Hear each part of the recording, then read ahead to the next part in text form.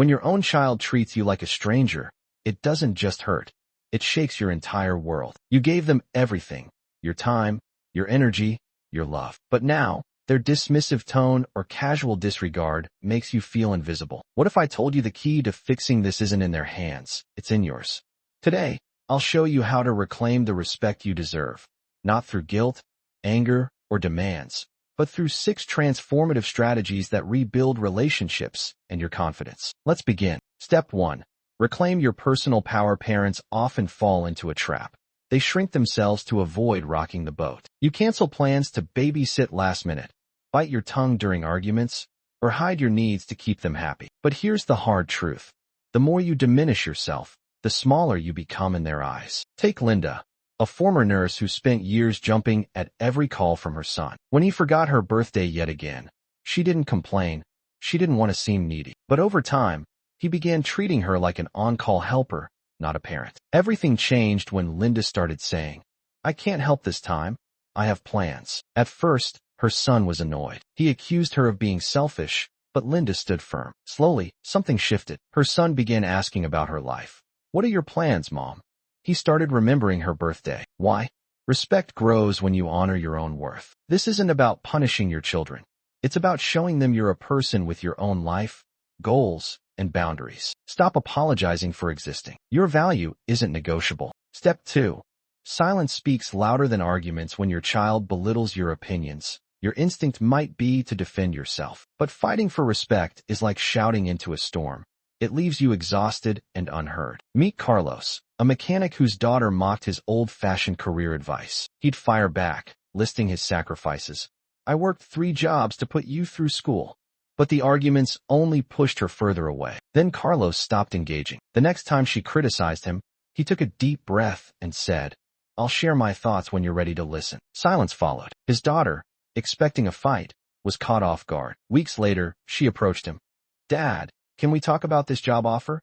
Calm confidence commands attention. Desperation pushes it away. By refusing to argue, Carlos showed his daughter that his wisdom wasn't up for debate. He became a calm authority, not a reactive parent. Your children need to see that your peace isn't tied to their approval. Speak less, mean more. Step 3.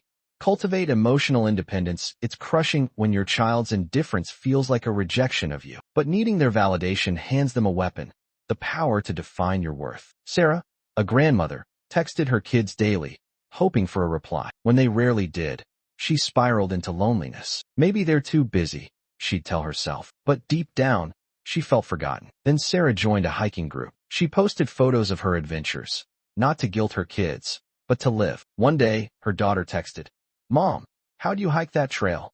I could never do that." Soon, her kids began initiating calls. "Tell us about your trip."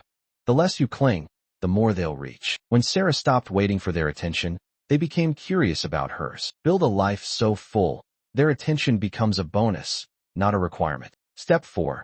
Establish unbreakable boundaries. Tolerating disrespect teaches people how to treat you. Your child interrupts you, dismisses your feelings. That continues only if you allow it. James, a retired veteran, let his son mock his political views to keep the peace. But the jabs grew crueler. One night, James stood up mid-conversation. "I love you, but I won't stay where I'm disrespected." He left the room. The next week, his son apologized. "I didn't realize how much I was hurting you." Boundaries aren't walls. They're bridges to healthier relationships. James didn't cut his son off. He simply refused to tolerate disrespect. Your children need clarity. This is what I will accept. Step 5. Give wisely.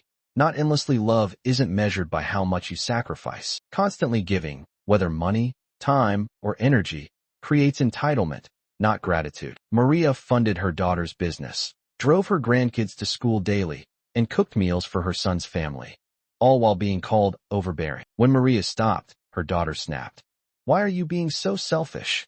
Maria replied, "My help is a gift, not a given." Months later, her daughter thanked her and started repaying loans. Generosity loses meaning when it's expected. Give freely, but never from an empty cup. Step 6. Rediscover your identity beyond parenthood. Your kids grew up. Now it's your turn. After her divorce, Rita defined herself solely as mom, but her adult kids were busy, leaving her feeling obsolete. Then she reignited her passion for painting, something she'd abandoned decades ago. She hosted a small gallery show, and guess who showed up? Her kids. "We had no idea you were this talented," they said. Respect flourishes when they see you as a person, not just a parent. The turning point: respect isn't begged for, it's inspired. By reclaiming your power, embracing silence over conflict, and building a life that excites you, you shift the dynamic. Suddenly, you're not chasing their approval, they're earning yours. Your action plan: prioritize your worth. Replace arguments with quiet confidence. Invest in your joy. Enforce boundaries. Kindly, firmly. Give only when it's valued. Become someone you're proud of. The result? They'll stop seeing you as the person they expect and start seeing the person they admire.